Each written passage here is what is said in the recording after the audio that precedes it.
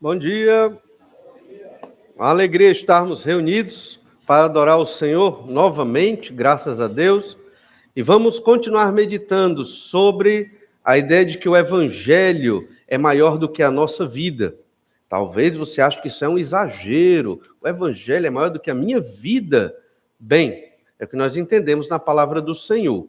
Na verdade, o que Jesus requer de nós é exatamente isso, toda a nossa vida.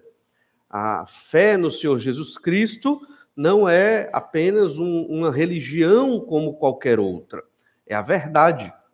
A Bíblia Sagrada nos apresenta a verdade de Deus. Fora disso, o resto é mentira. Então, não tem como vivermos a fé no Senhor Jesus Cristo em parte, só um pedaço. O resto eu dedico a outras coisas, a outras ideologias ou pensamentos. Isso não existe.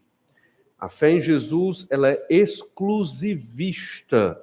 Você só pode ser crente no Senhor Jesus Cristo e não tem como ser outra coisa.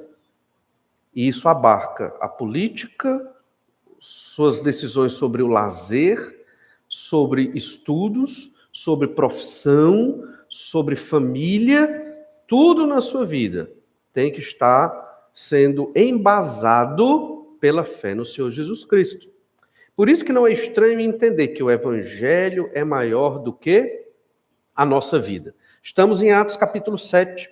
Estevão, ele foi ameaçado injustamente, o diácono da igreja de Jerusalém. Naquela época só havia esta igreja no mundo. Haviam mais de 6.000 crentes naquela igreja aproximadamente. E então, sempre passou por perseguições ali em Jerusalém. A igreja não tinha saído de Jerusalém ainda. E os grandes opositores da igreja eram os judeus. O Sinédrio, que era o conselho de judeus, que era um tribunal que julgava, e estava julgando Estevão nesse momento. E por quê? Estevão não fez nada de errado. A sinagoga dos libertos estava sendo contra Estevão. Estevão não fez nada de errado, a não ser falar a verdade do Evangelho. E aí aprendemos o primeiro entendimento desse texto, que foi o versículo 1.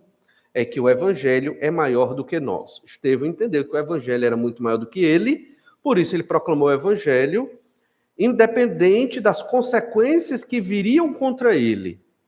E isso é o que nós temos que resgatar hoje para a nossa vida. Nós temos que pregar o Evangelho e viver o Evangelho dentro da sociedade, dentro da nossa família, independente ou a despeito das consequências que virão.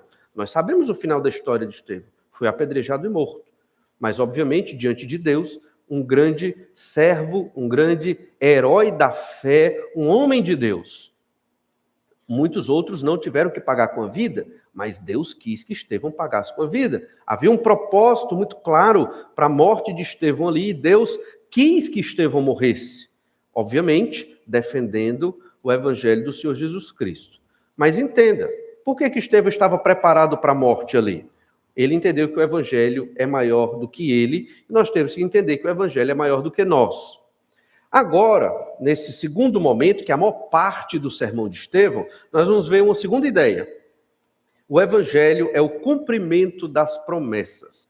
Por que Estevão entendeu que o Evangelho era maior do que ele? Porque o Evangelho de Jesus cumpre todas as promessas veterotestamentárias que foram dadas, se cumpriram em Jesus. Eu disse todas, mas algumas ainda haverão de se cumprir, obviamente.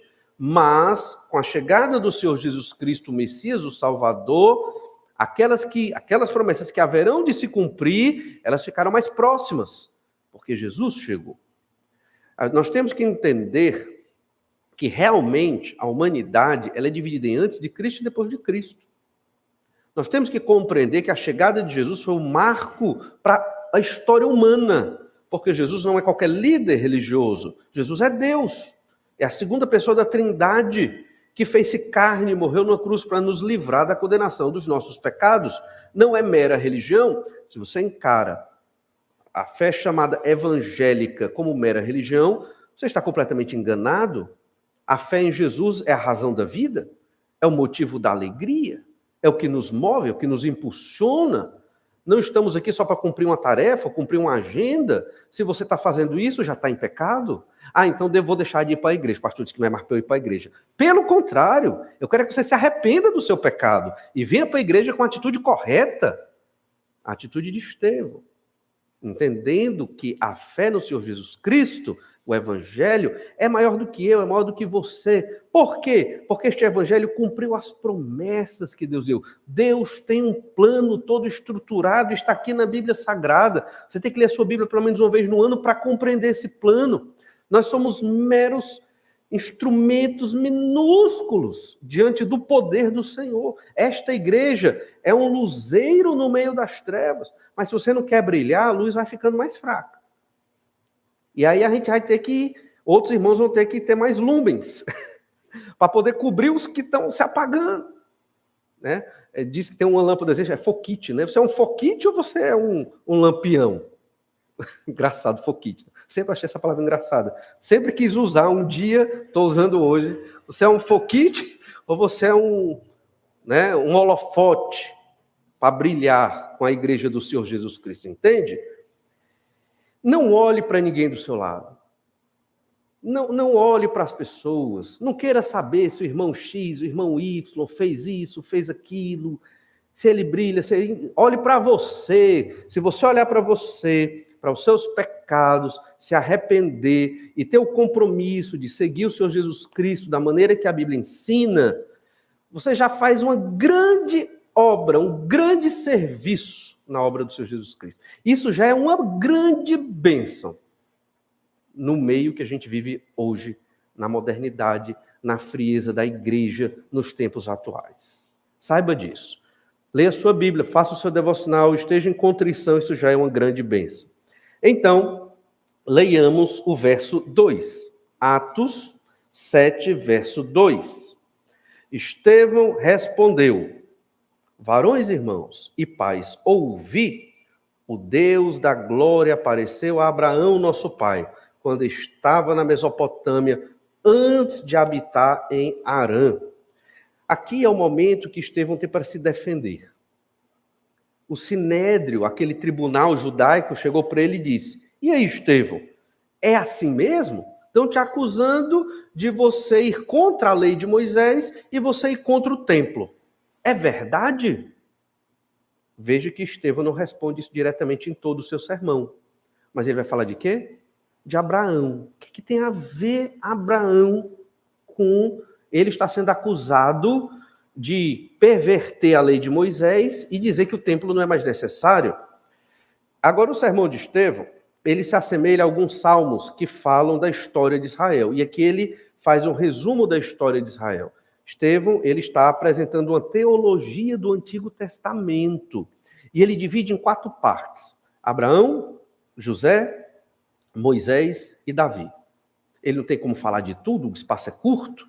Ele resume em 4 partes. Ele não é um pastor batista, não foram 3, foram 4. 4 partes. E ele vai falar de Abraão, José, Moisés e Davi, com um propósito muito específico de mostrar que Jesus Cristo é o cumprimento desta promessa do plano de Deus, que vem desde Abraão, Isaac, Jacó, José, Moisés, profetas, tantos outros homens, chegou em Davi e chegou agora no Senhor Jesus Cristo. E vamos perceber também, em toda essa argumentação de Estevão, que ele compara aqueles israelitas que não obedeceram a Moisés com a atual geração, a geração dele, do primeiro século, de israelitas que não querem seguir o Senhor Jesus Cristo. Ele faz esse paralelo até chegar e dizer: vocês foram que mataram Jesus, porque não creram que ele é o Messias, o Senhor e o Salvador. Ou seja, Estevão usou a sua voz de defesa para proclamar o Evangelho. Se você estivesse no tribunal, sendo acusado injustamente, correndo o risco de morrer, sofrer a pena capital, o que você faria? Você defenderia a sua vida ou você proclamaria o Evangelho? Por isso, a ideia deste sermão, desde o domingo passado até hoje, é que o evangelho é maior do que a nossa vida. Estevão não era apóstolo. Estevão não era um pastor. Estevão era um diácono. Estou querendo dizer, não é diminuir os diáconos, não é isso, mas é dizer que ele não era aquela pessoa que estava lá como um apóstolo. Não. Mas que ele preferiu morrer e pregar o evangelho do que viver e não falar do Senhor Jesus Cristo. Entende? Isso não é papel só dos pastores, só dos missionários, não tem apóstolo mais, mas é de todo crente no Senhor Jesus Cristo. Esta é a fé que Jesus requer de nós. Observe então que ele começa a falar de Abraão. Verso 2, já lemos, e o verso 3 diz assim: E disse, sai da tua terra e da tua parentela e vem para a terra que eu te mostrarei. Abraão, então, recebeu o chamado de Deus, está lá em Gênesis capítulo 12. Muito provavelmente, Abraão se converteu em Gênesis 15, que Paulo cita o texto da conversão de Abraão, Gênesis 15, 6. Paulo cita lá em Romanos capítulo 4. Então, é muito possível que Abraão, um semita, que conhecia a história da criação, do dilúvio, de Noé, de Sem, Cão e Jafé, dos semitas que vieram de Sem, que foi a descendência escolhida pelo Senhor naquele período, e haviam muitos crentes que eram dos semitas, mas Abraão parece que não era um desses crentes. Quando foi chamado por Deus. Isso é estranho na nossa cultura. Um incrédulo, idólatra, foi chamado por Deus? Pois é, para uma obra. E quando Deus chama Abraão para esta obra, obviamente o Senhor já está trabalhando na vida dele, a sequência é cronológica, até o capítulo 15, verso 6, e tudo indica que ele creu. Sim, Abraão creu, mas quando ele saiu da sua terra, ele ainda estava se desvinculando da idolatria. Vivia na Mesopotâmia, muitos semitas viveram na Mesopotâmia naquele período de Abraão é o 2º milênio antes de Cristo, século 19 antes de Cristo, não dá nem para entender o que era aquele período, né? E ele depois foi para Arã, e de Arã ele desceu para a região de Canaã. Às vezes é estranho a gente pensar em Abraão como uma pessoa simples, com a sua esposa, seu sobrinho, né, e alguns servos. Na verdade, Abraão tinha status de rei. Ele não era um rei, propriamente dito, mas era como se fosse, na posição que ele tinha, e na riqueza que ele tinha, e no poder militar que Abraão possuía.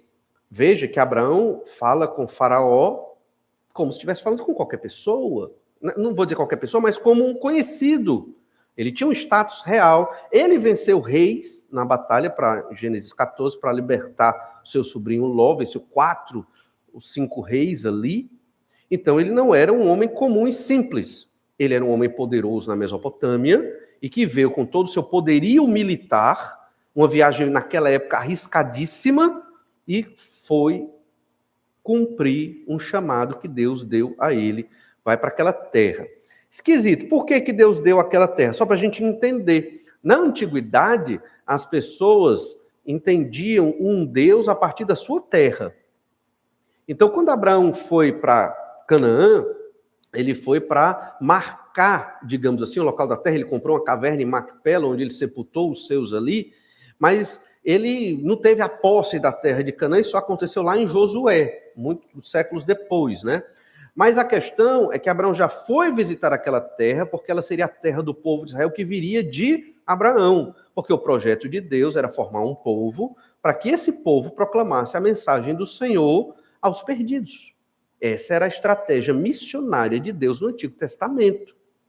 Antes desse período, também foi proclamada a verdade do Senhor, obviamente, porque Abraão se encontra com Melquisedeque, que era um rei e sacerdote da cidade de Salém, que era Jerusalém, provavelmente, e esse homem era crente, esse homem proclamava as verdades do Senhor, do Deus Todo-Poderoso, que era o Deus de Abraão, mas eles só tinham se visto ali naquele momento. Então, quem falou da salvação para Melquisedeque? Não sabemos.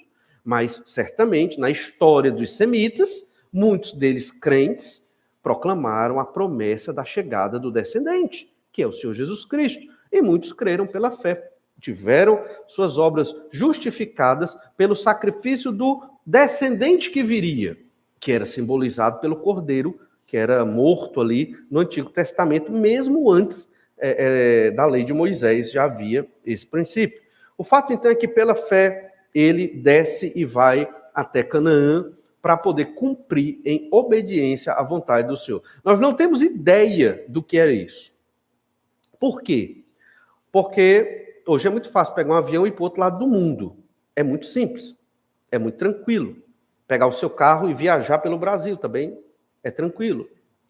Mas naquela época, você sair da sua terra e ir para uma outra terra, seguir um outro Deus, e com toda a sua família correndo riscos, né, de bandidos, de assaltantes e de outros reis querendo lhe atacar e lhe destruir, isso não era comum, não era normal. Haviam tribos, obviamente, sempre houveram os beduínos ali na história antiga, né, mas eles já eram acostumados a ficar de modo nômade, diferente de Abraão, que estava bem estabelecido ali na Mesopotâmia. Observe então o verso 4. Então saiu da terra dos caldeus e foi habitar em Harã, e dali com a morte de seu pai, Deus o trouxe para esta terra em que vós agora habitais. Então Estevão está explicando toda a história de Abraão, porque ele quer mostrar, contextualizar, que o Senhor Jesus Cristo é o cumprimento das promessas. E é o que a gente lê no verso 5. Nela não lhe deu herança, nem sequer o espaço de um pé, mas prometeu dar-lhe a posse dela, e depois dele, a sua descendência, não tendo ele filho. Isso aqui é muito importante, mas prometeu dar-lhe a posse da terra e uma descendência, mesmo sem Abraão ter filho e sua mulher sendo estéril. O grande milagre de Sara conceber foi realmente um fato notório, mas mais importante do que uma mulher estéril conceber um filho é Deus estar cumprindo a promessa de um descendente, e desse descendente viria o Salvador. Então, quando se fala de promessa aqui, Estevão está apontando para o Messias e para o Salvador. A história de Abraão é relevante para nós, porque a partir de Abraão vem o Salvador. Por isso que Abraão é importante. Por isso que a conquista da terra é importante, porque do povo de Abraão vem o Salvador. Nós não podemos ler o Antigo Testamento sem ter esse entendimento, porque essa é a razão de ter essa história na Bíblia, essa é a razão de ter uma promessa da terra para Abraão, essa é a razão de Josué conquistar a terra dos cananeus, haver um reino de Israel, depois Israel e Judá, e haver um rei como Davi, haver uma lei dada por Moisés. Tudo isso, toda essa história do Antigo Testamento, ela só se justifica porque prepara a chegada do Salvador, que é o Senhor Jesus Cristo, porque Jesus morreu na cruz pelos nossos pecados. Quando nós estivermos no novo céu e nova terra, com corpos ressurretos, transformados, sem pecado, vivendo por toda a eternidade, junto do Pai, do Filho e do Espírito Santo, nós vamos entender como foi maravilhoso Jesus morrer numa cruz pelos nossos pecados. Hoje, não temos noção. Sabemos que o inferno é terrível e temos medo do inferno. Cremos no Senhor Jesus porque queremos estar com o Senhor, e só cremos porque Deus agiu em nós e abriu os nossos olhos, porque por nós mesmos jamais creríamos em Jesus. Mas toda essa história que a Bíblia narra, ela não foi inventada, não tem como ter sido inventada, é o plano de Deus para a salvação do homem pecador. Por isso, Estevão está mencionando a história de Abraão aqui. Ele prometeu a posse da terra e prometeu ali um filho. Ou seja, posse da terra, um descendente, um povo de onde viria Jesus. Olha Atos capítulo 7, verso 6. E falou Deus que a sua descendência seria peregrina em terra estrangeira, onde seriam escravizados e maltratados por 400 anos. E disse Deus, julgarei a nação da qual forem escravos. E depois disso, sairão daí e me servirão neste lugar. Antes mesmo de existir José, que foi aquele que trouxe muitas bênçãos para a nação de Israel, Deus profetizou para Abraão que Israel passaria por esse período de escravidão, 400 anos. Lá no texto do Antigo Testamento fala 430 anos, mas aqui ele está só generalizando. E realmente isso se cumpriu. Aí você imagina, Abraão lá, com poucas pessoas ao seu serviço, eu vou ter uma nação que vai sair de mim, e essa nação vai ficar 400 anos, 430 escravizado lá no Egito. Impossível um negócio desse. É importante lembrar que certas coisas que a Escritura profetiza que ainda não se cumpriram, alguns crentes consideram meio que impossível de acontecer. Mas tente lembrar de Abraão. Talvez ele achava meio difícil isso acontecer. Aconteceu. Israel foi escravo, Israel foi liberto, Israel foi conquistar a sua terra. Tudo sintetizado lá, quando Deus mesmo falando isso para Abraão. Irmãos, isso serve para nós, isso tem tantas lições, serve para nós entendermos que o que Deus promete, Deus cumpre. O Senhor prometeu, e tudo isso tem a ver com a nossa salvação, e Deus cumpriu. Deus vai cumprir as promessas relativas à nossa salvação. O Senhor há de nos abençoar, o Senhor há de nos restaurar, o Senhor está trabalhando em nós, e nós estamos sendo lapidados para sermos cada vez mais parecidos com o Senhor Jesus Cristo ali. Então, devemos compreender também que, às vezes, nós não cremos muito nas promessas do Senhor e devemos olhar o exemplo do Antigo Testamento, como elas se cumpriram, e entender que elas haverão de se cumprir sim. Isso deve aumentar a nossa fé. Se Deus diz que é uma bênção o casamento, é porque o casamento é uma bênção. Então, por que não está sendo? Não é porque Deus errou, é porque eu estou pecando, né? E da mesma forma, Deus diz que tem que obedecer às autoridades, né? Então eu tenho que obedecer às autoridades. Então, se eu não obedeço, o pecado é meu, mas a ordem de Deus é o correto. E assim por diante, em tudo na nossa vida. E então, o sinal da velha aliança, verso 8, Atos 7, verso 8. Então lhe deu a aliança da circuncisão. Assim nasceu Isaque, e Abraão o circuncidou ao 8º dia. De Isaque procedeu Jacó, e destes os 12 patriarcas. Circuncisão era muito importante na velha aliança. Por quê? Porque era a marca daqueles que haviam crido no Messias, no Salvador, no descendente. Então, era necessário circuncidar. Se eu fosse um egípcio, está lá o povo saindo no Êxodo, muitos egípcios seguiram Israel no Êxodo. Eles tiveram que se circuncidar. Se eles creram no Senhor, tiveram que se circuncidar. A circuncisão era uma marca de que o meu coração foi circuncidado. Simbolizava pureza, santificação, mas principalmente a salvação. Era um símbolo de que aquela pessoa creu no Messias prometido e, por conseguinte, seria salvo. A circuncisão não era feita em mulheres. Por quê? Porque era feita no homem, o homem era o cabeça do seu lar. Essa era a ideia. Este homem casava com uma mulher crente e os seus filhos seriam crentes, né? Agora, e se o menino não quisesse crer no Messias? Bem, aí ele ia se resolver com a vida dele. Mas a lógica é que a família toda ia servir ao Senhor. E dependendo do homem, o cabeça, o líder do lar, a minha família vai servir ao Senhor. No que depender de mim, vai servir ao Senhor. Hoje, nós sabemos que é bem mais complexo por conta do nosso contexto de civilização em que estamos. Talvez é uma civilização não muito civilizada, mas tudo bem. Mas o fato é que, da mesma forma, o princípio é esse. Nós, homens, temos que guiar as nossas famílias no caminho do Senhor e fazer com que esposa e filhos obedeçam a palavra de Deus. É claro que sem violência, é claro que sem nenhum tipo de... sem uma situação abusiva, mas com amor, com ensino, para fazer com que toda a família siga no caminho do Senhor. E então, a circuncisão é este símbolo aqui. Em Atos 7, verso 6, né, aqui nós temos, Atos 7, 9, os patriarcas, invejosos de José, venderam-no para o Egito, mas Deus estava com ele. Veja que do verso 8 para o 9, há uma transição. Abraão, Isaque, aí de Isaque e Jacó e os patriarcas. Então ele já entra na história de José, e aqui é o segundo aspecto. A história de José é o segundo aspecto do sermão de Estevão. Falou de Abraão, da promessa da terra, da promessa do descendente, da circuncisão, que é o sinal e a marca. Se um estrangeiro se convertesse, tinha que se circuncidar. Agora, o segundo aspecto da defesa de Estevão, porque ele não está se defendendo, ele está falando do evangelho. E então ele começa a falar de quem? De José.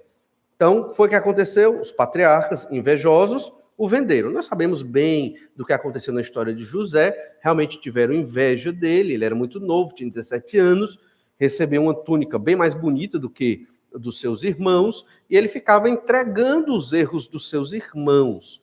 A história de José começa em Gênesis 37. Em Gênesis 35, aconteceram alguns pecados, horríveis, 35 ao 37. Nós sabemos que Rúben, o primogênito, coabitou com uma das concubinas de Jacó, seu pai. Nós sabemos que Simeão e Levi, o segundo e terceiro filho, também cometeram pecados terríveis, porque eles praticamente dizimaram o povo de Siquém. Até tem uma certa lógica, mas não era para ser dessa forma, e então eles também cometeram um pecado terrível ali de assassínio. Sabemos que Judá também coabitava com prostitutas cananeias, em Gênesis 38. Ou seja, os filhos de Jacó viviam em pecados, estavam perdidos. Entende? Por que José se destacava? Porque ele seguia o Senhor. E Jacó tinha alegria, porque aquele filho servia ao Senhor. Se eu tenho 10 filhos e um serve a Deus, eu vou gostar desse. E os outros, a gente tolera. Porque não querem saber do Senhor. A gente ama, falei tolera para deixar mais dramático. A gente ama, mas é diferente. A gente vai amar mais o que serve ao Senhor. É lógico. Se todos servem a Deus, amém. Mas é óbvio. E era o caso de Jacó, amava aquele filho José, porque os irmãos não gostaram, uns quiseram matar, Rúben teve misericórdia, estou sintetizando a história, jogou no poço, foi vendido, levado pelos midianitas, /ismaelitas, e vendido lá para o Egito, se tornou um grande funcionário de Potifar, acusado injustamente, não cometeu nenhum pecado, ficou no calabouço por alguns anos, previu, adivinhou os sonhos, segundo a vontade do Senhor, do copeiro e do padeiro. Realmente um morreu, o copeiro voltou para Faraó e esqueceu de José. Mais anos no calabouço. Até que um dia Deus abriu a mente ali daquele copeiro e disse, olha, tem um cabo preso ali que adivinha sonhos. Então, se ele vier, ele pode interpretar o sonho do Senhor. E assim foi que José se tornou um grande homem no Egito. Por que essa história de José é linda? A gente tem que ter muito cuidado para não humanizar a Bíblia. Não é que José, ele é um grande herói. Na verdade, o Deus de José é um grande Deus.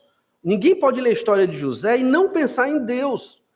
Tudo foi Deus na história de José, e Deus usou a desgraça de José, porque ele era fiel ao Senhor, para preservar o seu povo, para dali vir o Messias, o Salvador. Temos que pensar como Deus pensou na produção da Bíblia Sagrada. Não pense que você é o centro do mundo, eu sou o centro do mundo, tudo gira em torno de mim. As coisas têm que funcionar do meu jeito, porque eu quero, eu fui machucado, eu fui magoado, ninguém ajeitou. Não é isso. Deus quis que José fosse maltratado pelos seus irmãos, vendido como escravo, injustiçado no Egito, para se tornar um instrumento dele para preservar Israel por longos anos. Porque de Israel vem Jesus. Essa é a vontade do Senhor.